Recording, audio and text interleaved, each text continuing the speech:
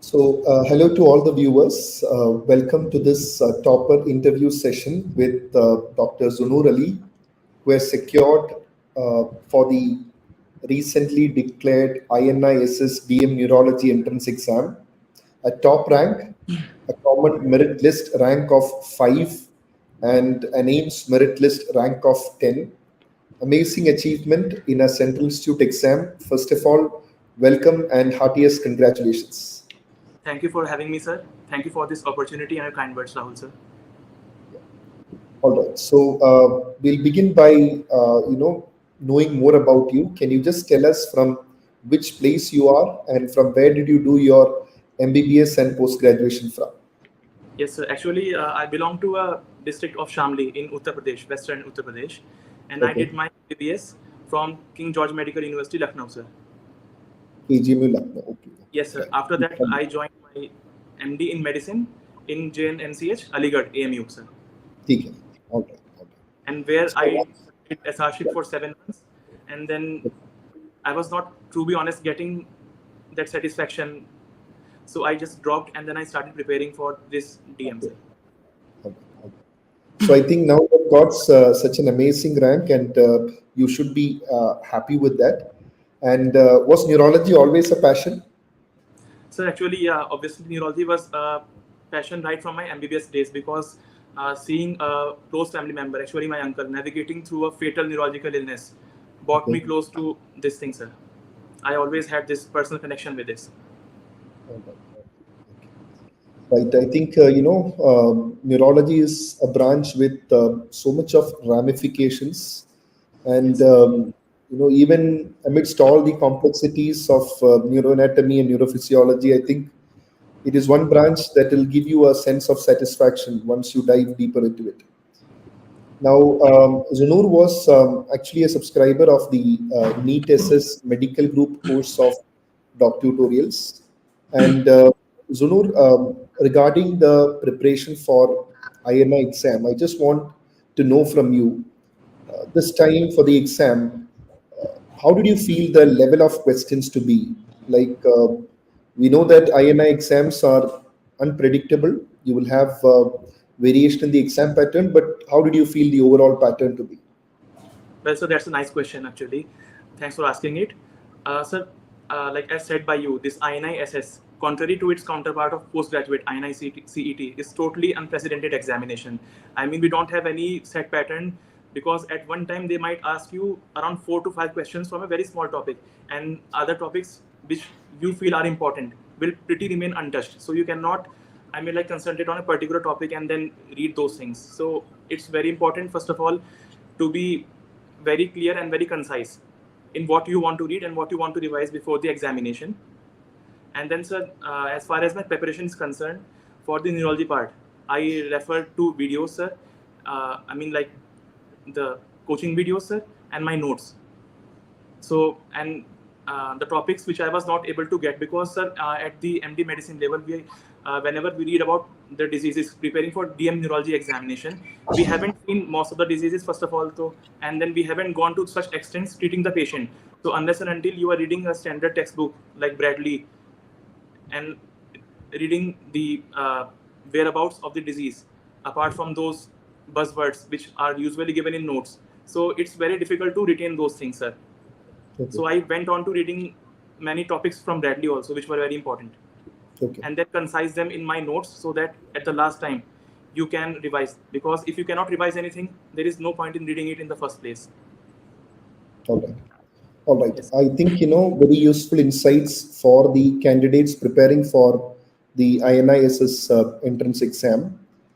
And secondly, coming to your MCQ practice, how did you find the Q-bank of DocTutorials, and how were the questions?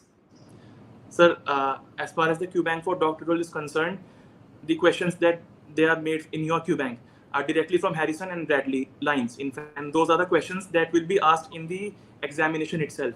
Although certain platforms might offer you questions which are more conceptual, but to be honest, rather than, I mean, like feeling good about solving a question, you should be able to solve those questions which are going to be replicated in the real examination.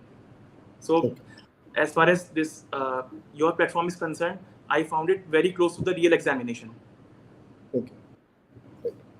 All right. And then coming to one addition that we had made in the NEET SS medical group videos was regarding the Harrison's tables and flowchart videos. You know that for INI exams and even for the NEET SS exams, Harrison tables are important, and every candidate would love to go through Harrison tables because questions can be asked from nook and corners. So, how did those Harrison's tables and flowchart videos in the NEET SS medical group videos help you in your preparation? So actually, those table videos were very helpful for my general medicine preparation, because this exam, I always used to tell people, I mean, like, you have to be master of all the subjects. In fact, even in general medicine, they might ask you, as you always used to say, the questions that appear in general medicine in INI SS paper will be picked up from other specialties. So don't even think that they will be easier, or like your postgraduate level. They will be as difficult, because when you compare your paper with the paper of other specialty students, you will find that those questions which appear in your examination, like endocrinology, will also be in there. So it was lifted directly from specialty.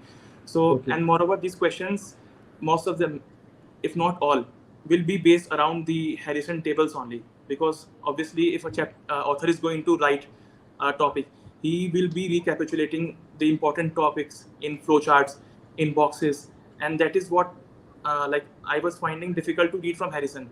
But having a video like your platform was offering, what I used to do, I mean, like during my preparation, I used to open up the videos on my tablet, and then I used to open Harrison by side, and I used to mark and read the videos and this table side by side only.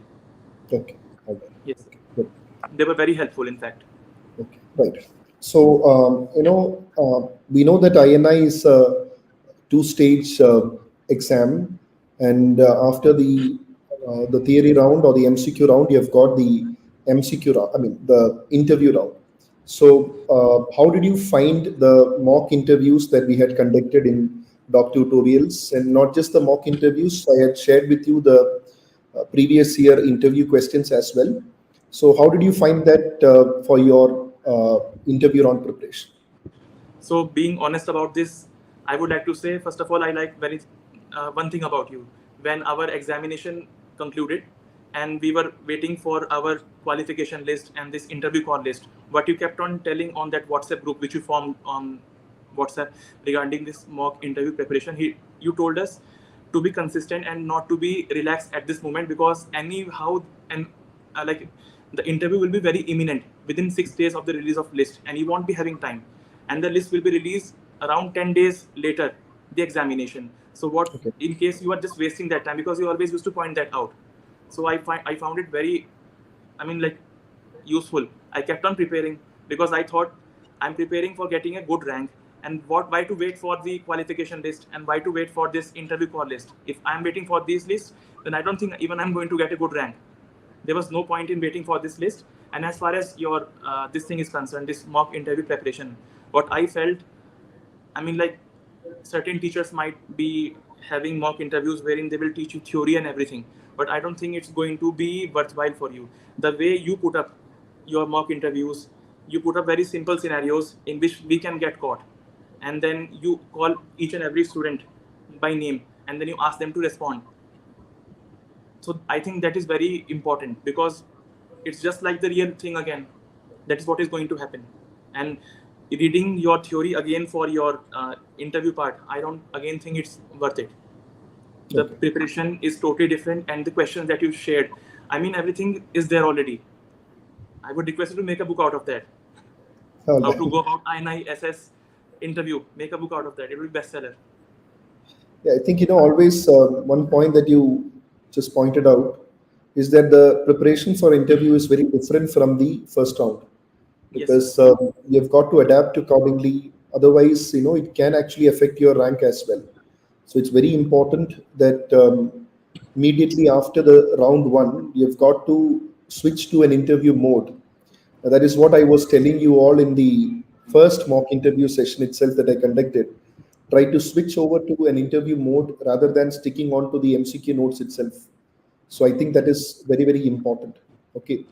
So thanks a lot, Dr. Zunnoor, for joining. I think your inputs will definitely be useful for the candidates preparing. Thanks for And I'm having very me. happy for you because you were persistent on getting neurology even after the previous INI, which again shows how determined you are as a candidate. Because often during these exam preparations, when somebody do not crack it in the first attempt, they often lose focus, unlike an INI CT or NEET PG days where it's relatively easier to stay focused. But at this point of life, wherein you have got multiple things to handle, to focus on a competitive examination which requires high degree of precision, I would say, because you've got to be on top of your game to excel in such national level competitive exams, especially for the INIs. So hats off to you for your wonderful performance, and all the best for your future. Thank you so much.